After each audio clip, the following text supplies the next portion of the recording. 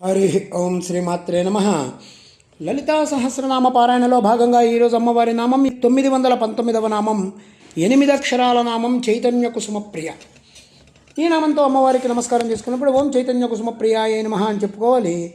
చైతన్యవంతమైనటువంటి పుష్పాల యందు ప్రీతి కలిగిన తల్లి అని చెప్పి దీనికి స్థూలార్థంగా చెప్పుకుంటే, అసలు ఈ చైతన్య కుసుమాలు అంటే జ్ఞాన కుసుమాలు అమ్మవారికి ఇష్టమని చెప్పి శాస్త్రం చెప్తోంది. జడ కుసుమాలు అంటే జడలో పెట్టుకునే కుసుమాలు కాకుండా జ్ఞాన కుసుమాలని అమ్మవారికి సమర్పించమని శాస్త్రం చెప్తోంది. అంటే ఇలా పెట్టకూడదా అండి, అలా రోజు పూజకు ఉపయోగించే పూలన్నీ మనం పెట్టకూడదా అండి, ఇది కాదు దాని అర్థం. అలాంటి పూలతో ఎన్నో పూజలు చేస్తేనే ఎప్పటికైనా సరే నిరాకార స్థితి వచ్చి చైతన్య కుసుమాలు వేసే స్థితి వస్తుంది. చైతన్య కుసుమాలు ఇచ్చేటువంటి యోగం నాకిమ్మని అమ్మవారిని ప్రార్థించాలి. అప్పుడు మనం జడ కుసుమాన్ని చైతన్యంగా చూసుకోవచ్చు. ఇక్కడ అహింసా ప్రథమా పుష్పం ఇంద్రియ నిగ్రహ, సర్వభూతదయా పుష్పం, క్షమా పుష్పం విశేషత, శాంతం పుష్పం తప పుష్పం, ధ్యాన పుష్పం తదైవ చ, సత్యం అష్టవిధం పుష్పం. అంటే 8 రకాలైన పుష్పాలు చెప్పారు. అహింస, ఇంద్రియ నిగ్రహం, సర్వభూతదమ, క్షమ, శాంతం, తపస్సు, ధ్యానం, సత్యం.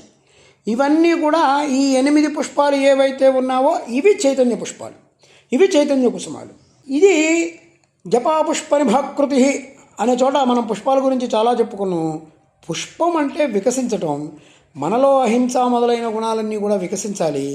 అలా వికసించిన గుణాలు అమ్మవారికి సమర్పించాలి. అది అమ్మవారికి మహాప్రీతి. అమ్మవారే మన లోపల ఉన్నారని అమృతతత్వాన్ని మనం అనుసంధానం చేసుకుంటే ఈ అమ్మతత్వం ఆ విచారణ చైతన్యార్ఘ్యం అవుతుంది.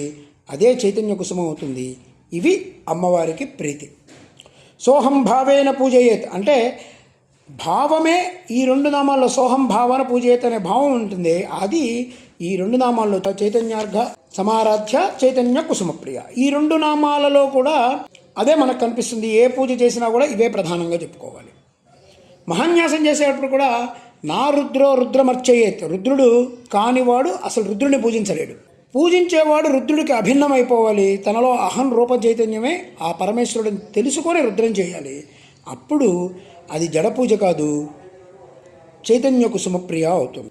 ముందు అసలు మనం నామాలకి అర్థం తెలుసుకోవాలి. ఆ తెలిసిన దాన్ని మనం విచారణ చేసుకోవాలి. ఆ విచారణ అనేది మన లోపల జరిగేటువంటి ఒక చైతన్యవంతమైనటువంటి ప్రక్రియ. ఇది నిజమైనటువంటి చైతన్యారాధ్య.